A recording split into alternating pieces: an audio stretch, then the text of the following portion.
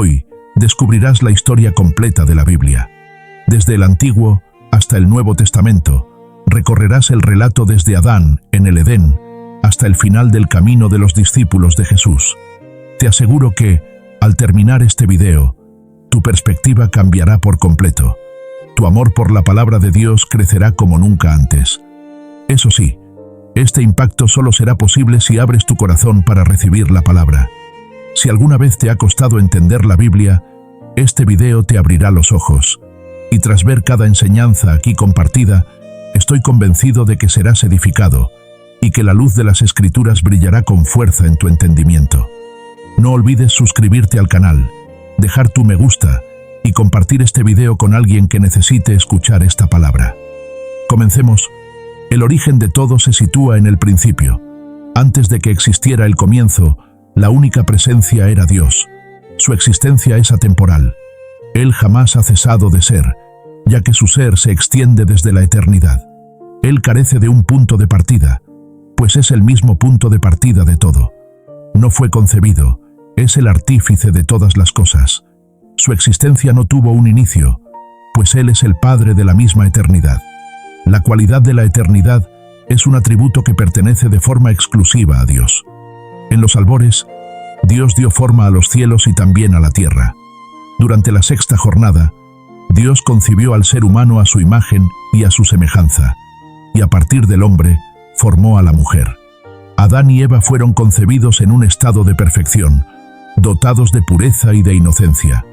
Gozaban de una comunicación total con Dios, residiendo en un deleite constante dentro del jardín de Dios, actuando como administradores de la magnífica creación de Dios. No obstante, sucumbieron al pecado, lo que provocó que la totalidad de la raza humana fuera arrastrada hacia un profundo abismo de completa depravación, ya que todos nos encontrábamos representados en Adán. Adán y Eva procrearon 2 hijos, Caín y Abel.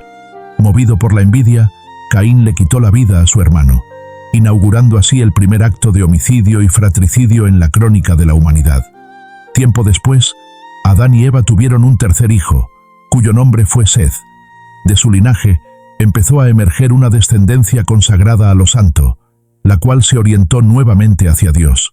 Sin embargo, no pasó mucho tiempo para que el mundo se viera inundado por la maldad y la violencia. Fue entonces que Dios tomó la determinación de erradicar de la superficie de la tierra al hombre que Él mismo había formado. A pesar de ello, existía un hombre justo, Noé.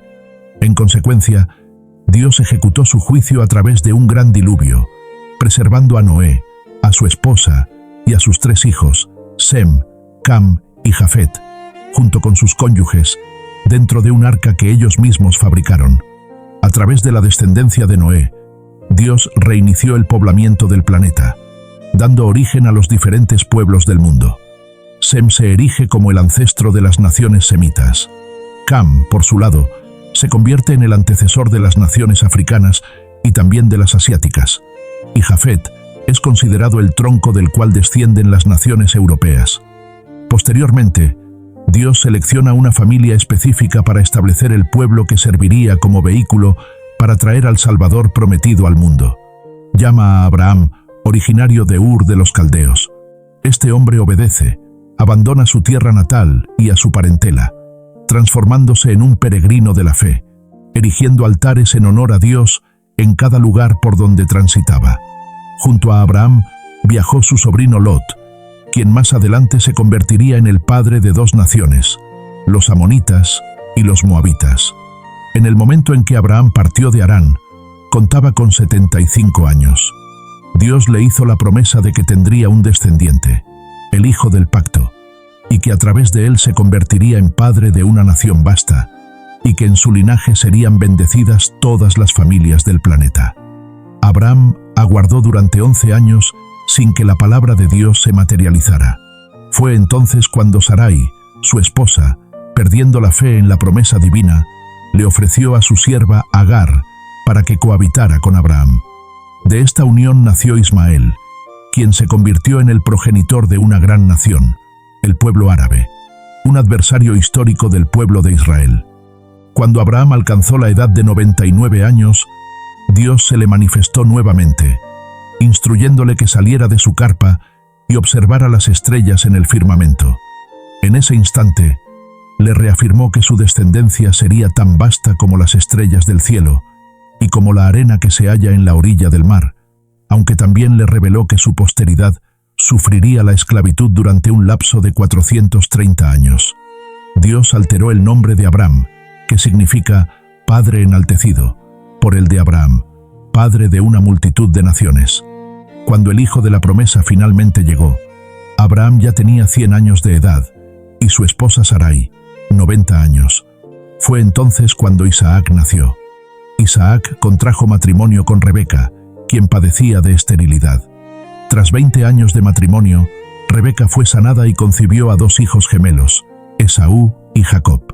Esaú se transformó en el padre de los edomitas, mientras que Jacob, quien durante su conversión adoptó el nombre de Israel, se convirtió en el progenitor de los israelitas. Jacob fue padre de 12 hijos y de una hija.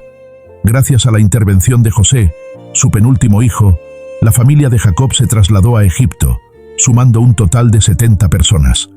En ese lugar se asentaron en la fértil tierra de Gosén. Aquellas 70 almas se multiplicaron de una forma verdaderamente extraordinaria. Luego de 400 años de permanencia en Egipto, emergieron de allí bajo la guía de Moisés, con un contingente de 600.000 hombres, sin incluir a las mujeres y a los niños, lo que se estima en una cifra cercana a los 2 millones de personas. El viaje a través del desierto en dirección a la tierra prometida, que en teoría debía durar 3 meses, se prolongó por 40 años a causa de la falta de fe del pueblo. De los 12 exploradores enviados a reconocer la tierra prometida, 10 de ellos regresaron con un reporte desalentador, lo que provocó que incitaran y amotinaran al pueblo en contra de Dios y de Moisés. Frente a los imponentes gigantes que habitaban esas tierras, se vieron a sí mismos como simples saltamontes y se sintieron insignificantes, llegando a dudar del inmenso poder de Dios. Como resultado, Dios los sancionó con gran severidad, sentenciando a toda esa generación a morir en el desierto, y solo permitió que Josué y Caleb, los espías que mantuvieron la fe, pudieran ingresar a la tierra prometida.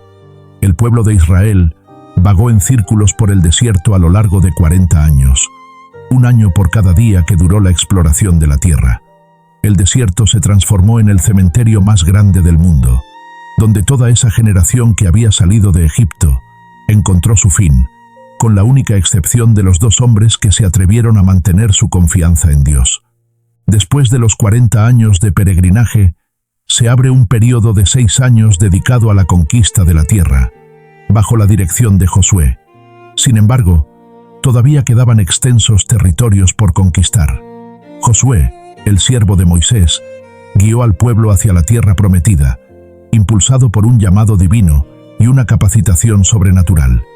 Con el fallecimiento de Josué, se inicia una prolongada etapa de 330 años de gobierno teocrático, conocida como el período de los jueces. Este fue un tiempo marcado por una profunda inestabilidad espiritual y constantes fluctuaciones en la vida de la nación de Israel. Durante la era de los jueces, el pueblo actuaba según su propio parecer. A raíz de la obstinación y dureza del corazón del pueblo de Israel, fue sometido y oprimido por numerosos enemigos. En aquella época, Dios levantó a líderes de gran envergadura, tales como Gedeón, Jefté, Sansón y Samuel. Tras este extenso periodo, dio comienzo una fase completamente nueva: la monarquía.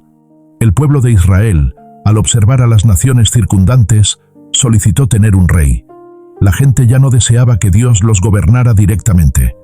Samuel, quien fue el último de los jueces, procedió entonces a ungir a Saúl para que fuera el rey sobre Israel. Saúl reinó durante 40 años. Su gobierno empezó de manera prometedora, pero concluyó de forma desastrosa. Inició su mandato con humildad, pero con el tiempo cedió a la soberbia, a la crueldad y, en última instancia, a la rebeldía y a la apostasía.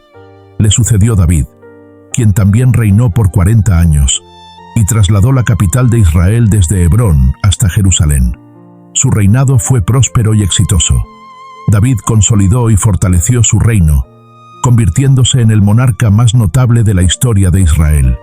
Logró amasar grandes fortunas, expandió sus territorios, derrotó ejércitos y mantuvo una estrecha relación con Dios. Fue un hombre conforme al corazón de Dios. A pesar de haber cometido graves pecados contra Dios, su familia y su pueblo, se arrepintió sinceramente y recibió el perdón divino. De su descendencia provino el Mesías. A su muerte, le sucedió su hijo Salomón, quien reinó en su lugar durante 40 años. Él pidió a Dios sabiduría, y Dios le concedió no solo sabiduría, sino también inmensas riquezas. Se convirtió en una figura de gran renombre en su tiempo. Fue el constructor del Templo de Jerusalén y gozó de un período de paz durante su gobierno. No obstante, a causa de sus numerosas esposas, su corazón se desvió y se corrompió. Fue solo en su vejez que Salomón se volvió nuevamente hacia Dios y se arrepintió de su pecado. De esta manera, se vivieron 120 años de un reino unido. Saúl fue atrapado en las trampas de la hechicería. David cayó en la red del adulterio, y Salomón se vio envuelto en las garras de la idolatría.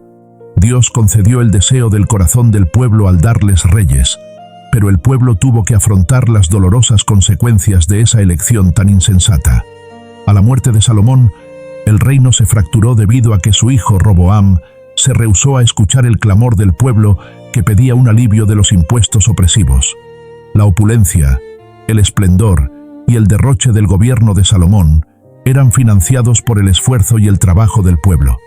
Ellos, asfixiados por cargas tributarias exorbitantes, vieron en la transición de poder una oportunidad para exigir reformas. Al no lograr su objetivo, no pudieron seguir al nuevo rey. Fue así como 10 de las 12 tribus se rebelaron contra Roboam y decidieron seguir a un nuevo líder, Jeroboam I, dando origen al reino del norte, con Samaria como su capital. Este reino del norte tuvo una existencia de 209 años. A lo largo de este tiempo, tuvo 19 monarcas, los cuales provenían de 8 dinastías diferentes. Ninguno de estos reyes demostró ser piadoso. Todos ellos se desviaron de los caminos de Dios y siguieron el mal ejemplo de Jeroboam I. Este rey optó por manipular la religión para servir a sus propios intereses políticos, ya que temía que sus súbditos, al ir a Jerusalén a adorar en el templo, fueran seducidos políticamente por los reyes de Judá. Por ello, Jeroboam I decidió establecer nuevos centros de adoración en el reino del norte, específicamente en Betel, Gilgal y Beerseba. En estos lugares, instaló becerros de oro e incitó al pueblo a rendirles culto como si fueran el verdadero Dios. Los 19 reyes que gobernaron el reino del norte continuaron por esta misma senda de pecado. Todos fueron impíos y perversos, y ninguno de ellos buscó a Dios. El Señor, en esa época, levantó a varios profetas con el fin de denunciar los pecados de los monarcas de la nación, así como a los profetas que actuaban por conveniencia y a los sacerdotes que se dejaban sobornar por dinero. Dios suscitó en ese tiempo a los profetas Amós, Oseas y Miqueas. Con gran valentía, ellos confrontaron las desviaciones de la nación, desde los palacios hasta las viviendas más humildes, desde los templos paganos hasta los mercados, y desde las calles de las ciudades hasta los campos. Denunciaron abiertamente la corrupción política y alzaron su voz en contra de una religión que se había prostituido. Presentaron la acusación de Dios contra los poderes ejecutivo y legislativo, los cuales se habían corrompido. Señalaron la injusticia social y la opresión económica que sufría el pueblo. Hicieron un llamado a la nación para que se arrepintiera, pero sus palabras fueron ignoradas y cayeron en oídos sordos. Durante el reinado de Acab, a través de la influencia de su esposa Jezabel, se propagó en Israel la dañina creencia en Baal, el dios cananeo asociado a la prosperidad. En ese contexto, Dios levantó al profeta Elías para exponer la falsedad de esta deidad pagana y para socavar la credibilidad de ese ídolo abominable. Incluso en medio de la apostasía de ese reino, Dios llamó a Eliseo para que sucediera a Elías y continuara un ministerio lleno de milagros y prodigios. Sin embargo, dado que Israel se negó a escuchar la voz de Dios, el Señor utilizó la vara de la disciplina y trajo al imperio de Asiria contra la nación de Israel. Asiria se convirtió en el instrumento de la ira de Dios contra Israel. Este era un imperio expansionista, de naturaleza guerrera y sanguinaria. Cada vez que subyugaba a un pueblo, cometía actos de barbarie y crueldad contra los vencidos. Era su costumbre que, al conquistar una ciudad o aldea, dejaran los cuerpos mutilados, llegando a apilar las cabezas de sus víctimas en las entradas de las ciudades conquistadas, sometiendo a las personas a la más profunda y amarga humillación. Después de llevar al pueblo del norte al exilio, el rey Sargón II trasladó a la tierra de Israel una mezcla de diversas poblaciones, lo que resultó en la formación de una gran amalgama de razas. Él entendía que esta mezcla racial socavaría la capacidad de resistencia y la identidad de un pueblo. De esta manera, a partir de esa combinación racial, surgió en Israel un pueblo híbrido, conocido como los samaritanos, quienes se convirtieron en un enemigo implacable del pueblo de Judá. El reino del sur, que estaba formado por las tribus de Benjamín y Judá, tuvo un total de 20 monarcas. A diferencia del norte, varios de estos reyes fueron piadosos, entre ellos Asa, Josafat, Ezequías, Jotán, Uzías, Joás y Josías. Cada vez que un rey devoto ascendía al trono, la nación experimentaba prosperidad y un crecimiento notable en los ámbitos económico, moral, social y espiritual. En el reino del sur, con el fin de cumplir la profecía de que el Mesías descendería de la casa de David, se mantuvo una única dinastía gobernante. Para comunicarse con el pueblo de Judá, Dios levantó a varios profetas, como Isaías, Miqueas, Joel, Sofonías y Jeremías.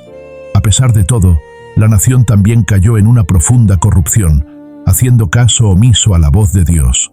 Por consiguiente, de manera similar, Dios los disciplinó, enviando al ejército babilónico y entregándolos en las manos de sus adversarios. El pueblo de Judá fue llevado al cautiverio en Babilonia. El reino del sur, también conocido como Judá, tuvo una duración de 345 años. Tras 2 incursiones militares, Nabucodonosor finalmente invadió Jerusalén, destruyó su majestuoso templo y deportó al pueblo al cautiverio, sumiendo a la ciudad en una terrible deshonra. El pueblo permaneció en el exilio durante 70 años, tal como lo había profetizado Dios a través del profeta Jeremías. Durante este periodo de cautiverio, Dios levantó a los profetas Jeremías, Ezequiel y Daniel. En esta etapa, el pueblo fue limpiado de la idolatría, y fue entonces cuando surgieron las sinagogas. Una vez cumplido el tiempo establecido por Dios, el pueblo de Judá retornó a su tierra. En aquel momento, es decir, Babilonia ya había sido conquistada por el imperio medo-persa. Ciro, quien había sido anunciado por Dios 200 años antes de su nacimiento, liberó al pueblo judío y les permitió regresar a la tierra de Canaán. El retorno del pueblo se realizó en 3 etapas. La primera, bajo el liderazgo de Zorobabel, se centró en la reconstrucción del templo. La segunda, guiada por Esdras, se dedicó a la enseñanza de la ley.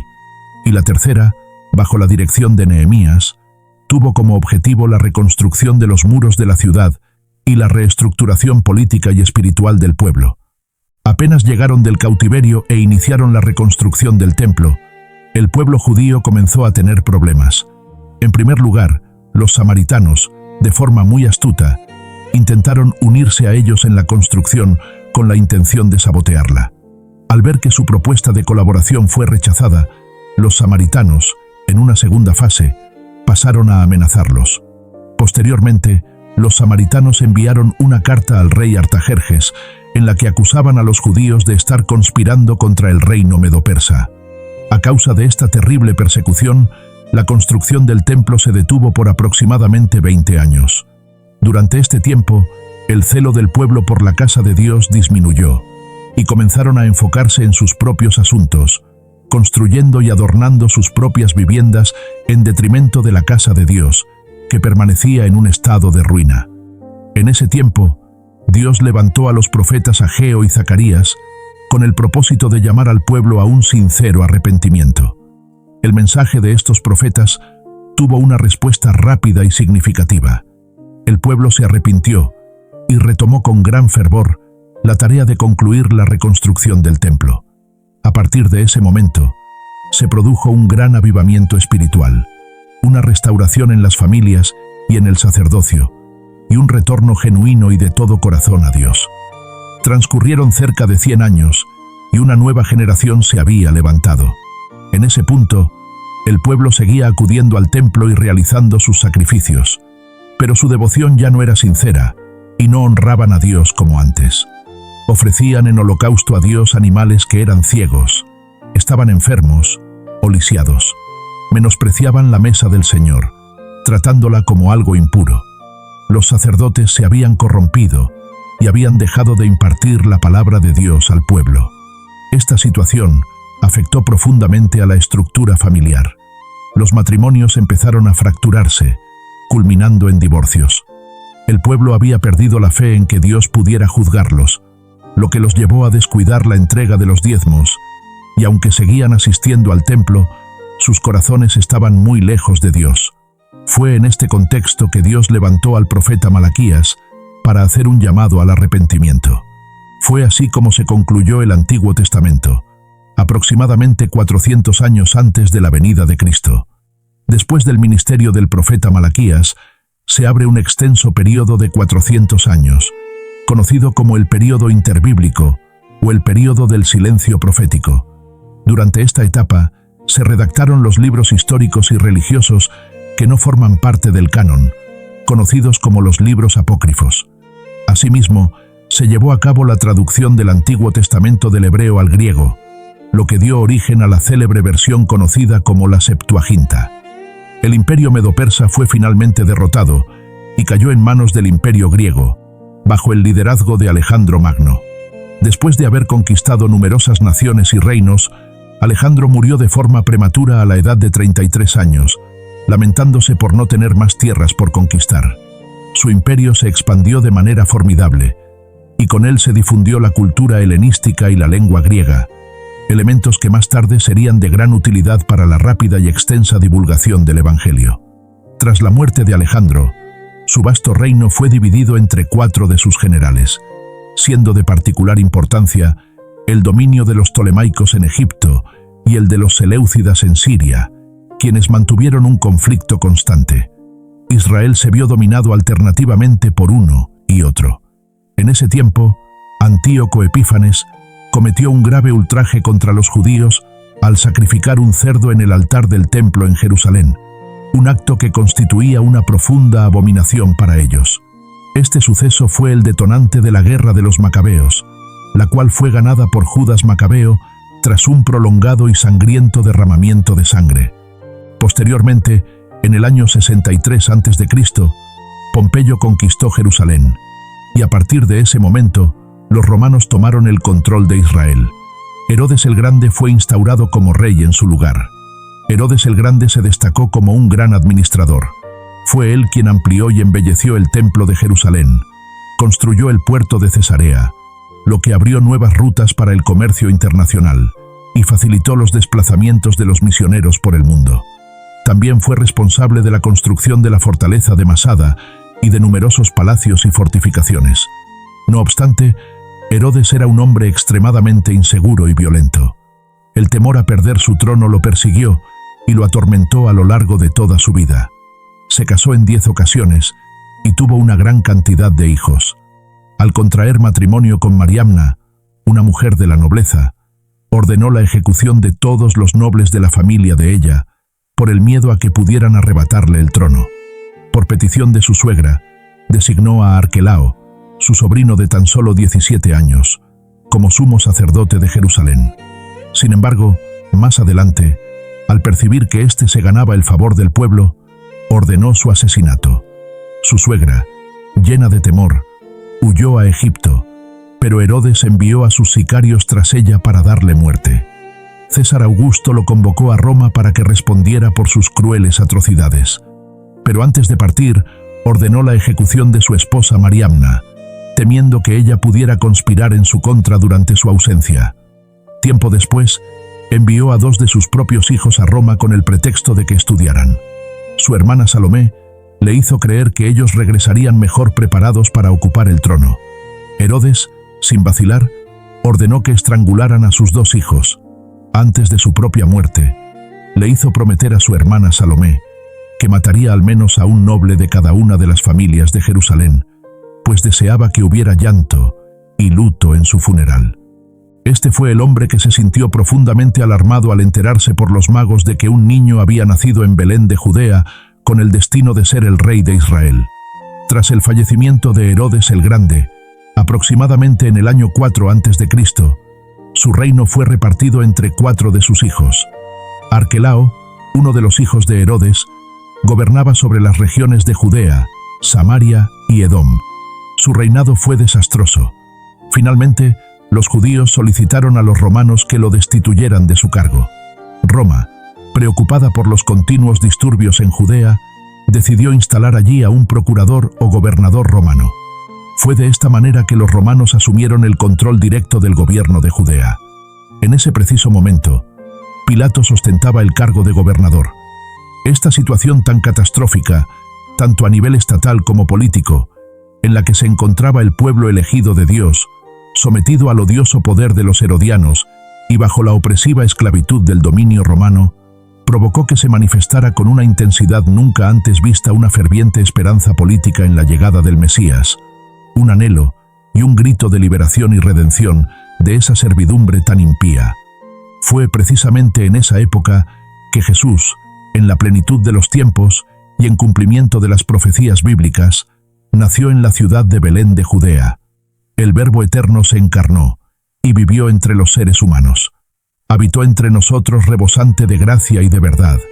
Se revistió de piel humana, usó las sandalias de la humildad, caminó sobre nuestra tierra, compartió nuestro pan, bebió de nuestra agua, experimentó nuestro dolor, derramó nuestras lágrimas, llevó sobre su cuerpo en la cruz la carga de nuestros pecados y resucitó en gloria para otorgarnos la justificación. Tanto la cultura helenística como la cultura romana contribuyeron, junto con los judíos, a preparar el escenario para la venida del Mesías al mundo. En el momento del nacimiento de Jesús, Palestina se encontraba bajo la autoridad del Imperio Romano. Debido a la persecución iniciada por Herodes el Grande, José y María se vieron obligados a huir con el niño Jesús hacia Egipto, donde permanecieron hasta la muerte de ese rey impío. Una vez que regresaron de Egipto, se establecieron en la ciudad de Nazaret, el lugar donde habían residido previamente. Fue allí donde Jesús creció, desempeñándose como hijo de un carpintero. A la edad de 30 años, comenzó su ministerio público, después de haber sido bautizado en el río Jordán por Juan el Bautista, un acto con el que se identificó con los pecadores a quienes había venido a salvar. En ese preciso instante, en el Jordán, mientras Jesús oraba, los cielos se rasgaron y el Padre Celestial habló: «Este es mi Hijo amado, en quien tengo complacencia». En ese mismo momento, el Espíritu Santo descendió sobre él en forma de una paloma, confiriéndole el poder necesario para dar inicio a su ministerio. Desde el Jordán, Jesús fue llevado al desierto por el Espíritu Santo, donde permaneció en ayuno durante 40 días y 40 noches, un tiempo en el que fue sometido a la tentación por el diablo. En 3 ocasiones, el diablo intentó hacer caer a Jesús, pero el Hijo lo derrotó en el desierto, utilizando en todo momento la espada del Espíritu, que es la palabra de Dios. El diablo logró derribar al primer Adán en el paraíso, pero fue vencido por el segundo Adán en el desierto. Después de su victoria en el desierto, Jesús, lleno del poder del Espíritu Santo, se dirigió hacia Galilea, estableciéndose en Nazaret, la ciudad donde pasó la mayor parte de su vida en la tierra. Al entrar en la sinagoga, tomó el rollo del libro del profeta Isaías y leyó las palabras: «El Espíritu del Señor está sobre mí, porque me ha ungido para predicar, para sanar y para liberar». Jesús seleccionó a 12 hombres, a quienes designó con el nombre de apóstoles, y dedicó la mayor parte de su tiempo a formarlos y a discipularlos. Recorrió las regiones de Galilea, Perea, Samaria y Judea. Predicó en ciudades, aldeas y campos. Enseñó en las sinagogas y en el templo. Proclamó su mensaje al aire libre, en las playas y también en los hogares. Se dirigió tanto a grandes multitudes como a pequeños grupos de personas. Jesús anduvo por todas partes, siempre haciendo el bien y liberando a todos aquellos que estaban oprimidos por el diablo. Sanó a los enfermos, alimentó a los hambrientos, devolvió la vista a los ciegos, hizo que los paralíticos se levantaran, hizo caminar a los cojos, otorgó la audición a los sordos, purificó a los leprosos, liberó a los endemoniados y resucitó a los muertos. Él fue la manifestación suprema de la revelación de Dios a la humanidad. Recibió el nombre de Emmanuel, que significa Dios con nosotros. Él es el mismo Dios hecho carne. Jesús vino al mundo con una misión claramente definida: dar su vida por todos aquellos que el Padre le había entregado. Nació con el propósito de morir, y murió para que nosotros pudiéramos tener vida. El apóstol Pablo lo expresó con gran énfasis al afirmar que Cristo murió por nuestros pecados, de acuerdo con lo que establecen las Escrituras. Fue sepultado y resucitó al tercer día, también conforme a las Escrituras. Su muerte no fue un suceso accidental, y su resurrección no fue una sorpresa inesperada. El diablo empleó diversas artimañas para intentar desviarlo del camino de la cruz, pero Jesús avanzó hacia ella con la determinación de un rey que se dirige a su coronación. En la cruz, Jesús aplastó la cabeza de la serpiente y obtuvo una victoria definitiva sobre los principados y las potestades, exponiéndolos públicamente al desprecio. Fue en la cruz donde Jesús completó la obra de la redención. En la cruz, Él nos otorgó la libertad. La muerte no tuvo el poder de retenerlo. Al tercer día, Jesús resucitó para nuestra justificación. No obstante, antes de ascender a los cielos, dio instrucciones a sus discípulos de que permanecieran en Jerusalén, aguardando la promesa del Padre hasta que fueran investidos de poder. En el libro de los Hechos, capítulo 1, versículo 8, Jesús detalla la capacitación de poder que sería otorgada por el Espíritu Santo, y al mismo tiempo establece la estrategia de acción que debían seguir. Tenían que ser sus testigos tanto en Jerusalén como en toda la región de Judea, en Samaria y hasta los lugares más remotos de la tierra. Después de los eventos de Pentecostés, la Iglesia experimentó una explosión de crecimiento en Jerusalén, con un aumento asombroso en el número de creyentes. Multitudes se unían continuamente a ella. El desarrollo y la expansión de la Iglesia de Jerusalén están documentados por Lucas hasta el capítulo 7 del libro de los Hechos. Dado que la Iglesia todavía se encontraba confinada a la región de Judea, Dios permitió una persecución en su contra, lo que provocó que los creyentes se dispersaran, llevando consigo la palabra de Dios a todos los lugares a los que iban. Fue de esta manera que Felipe llegó a Samaria, derribando las barreras de enemistad y predicando allí el Evangelio con gran poder. El pueblo se llenaba de alegría al escuchar y presenciar las maravillas que Dios realizaba a través de Felipe. El diácono predicador no solo hablaba, sino que también actuaba, predicando a los oídos y a los ojos de la gente. Mediante la imposición de manos de los apóstoles Pedro y Juan, los samaritanos también recibieron el Espíritu Santo. El Evangelio se propagó más allá de los límites de Israel gracias a la conversión de quien fuera el perseguidor de la Iglesia, Saulo de Tarso, en su camino a Damasco. Posteriormente, una iglesia de gentiles, la iglesia de Antioquía de Siria, se convirtió en el epicentro y la madre de las misiones transculturales.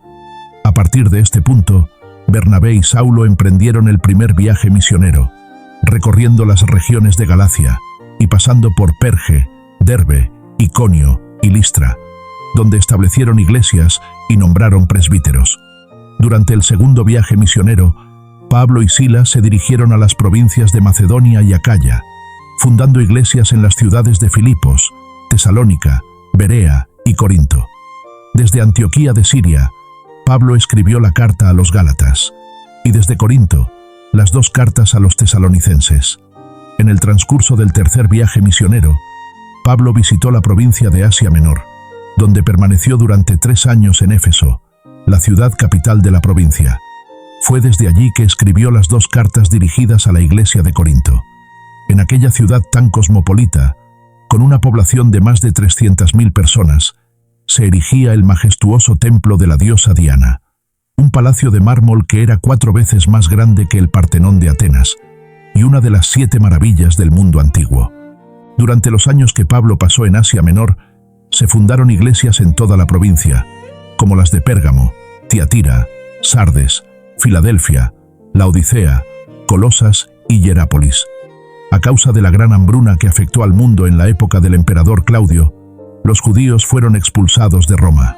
Tal como se documenta en el libro de los Hechos, capítulo 18, versículo 2, Pablo organizó una colecta significativa entre las iglesias gentiles con el propósito de ayudar a los pobres de Judea. Al prepararse para embarcar hacia Jerusalén, les comunicó a los ancianos de Éfeso que, en cada ciudad, lo que le esperaba eran cadenas y tribulaciones. Sin embargo, no valoraba su propia vida con tal de cumplir su ministerio de proclamar el Evangelio de la gracia de Dios.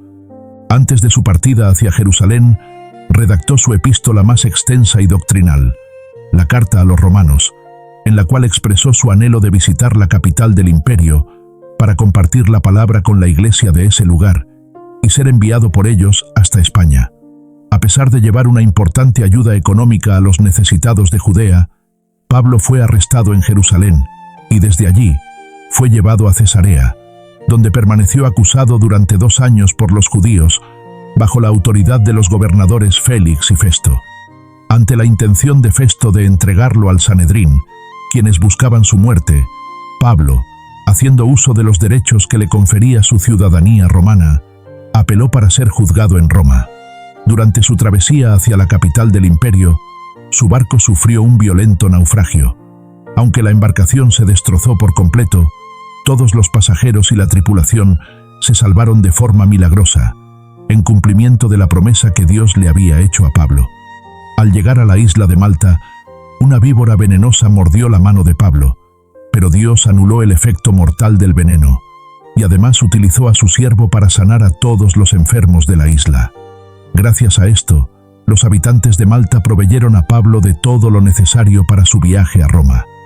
En Roma, permaneció bajo arresto domiciliario durante 2 años, en una casa que había alquilado.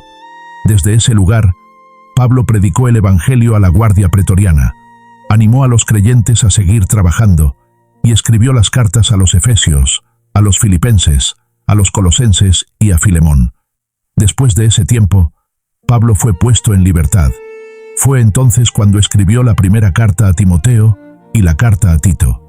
Sin embargo, a partir del año 64, la persecución contra la Iglesia dejó de ser de carácter religioso para convertirse en una persecución política, y Pablo fue nuevamente encarcelado, esta vez en una mazmorra, un sótano subterráneo, oscuro, húmedo y completamente insalubre.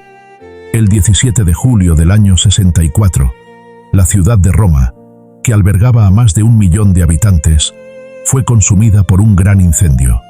Nerón, el emperador, ataviado como un actor, se subió a lo más alto de la torre de Mecenas para contemplar el terrible espectáculo de las llamas que engullían la ciudad. El incendio duró 7 noches y 6 días. Una vez que las llamas se extinguieron, el 70% de la ciudad había quedado en ruinas. De los 14 distritos de Roma, 10 fueron completamente arrasados por el fuego. Los 4 distritos restantes, que estaban densamente habitados por judíos y cristianos, le sirvieron a Nerón como pretexto para acusar a los cristianos de haber provocado el incendio de Roma. Fue así como dio comienzo una persecución brutal contra la Iglesia. Se llegó a decir que faltaba madera para construir cruces, debido a la gran cantidad de creyentes que eran crucificados. Los creyentes eran atados a postes, cubiertos con brea y quemados vivos para que sirvieran como antorchas que iluminaran las noches de Roma. Fue una auténtica masacre. Desde esa segunda prisión, Pablo escribió su última carta, la segunda epístola a Timoteo. En ella, anticipó la llegada de su propio martirio, pero también expresó la gloriosa esperanza de recibir la corona de justicia. Fue así como, aproximadamente en el año 67, el veterano apóstol fue decapitado, dejando tras de sí un legado bendito para todas las generaciones venideras. El Nuevo Testamento fue compuesto en un lapso de 50 años. Contiene 4 libros biográficos, que son los 4 evangelios, de los cuales 3 son sinópticos, es decir, que presentan una perspectiva similar: Mateo, Marcos y Lucas. El propósito principal de Mateo es mostrar a Jesús como el Rey de los judíos, y fue escrito pensando en una audiencia judía. Por ello, contiene la mayor cantidad de referencias al Antiguo Testamento y es el más judío de todos los evangelios.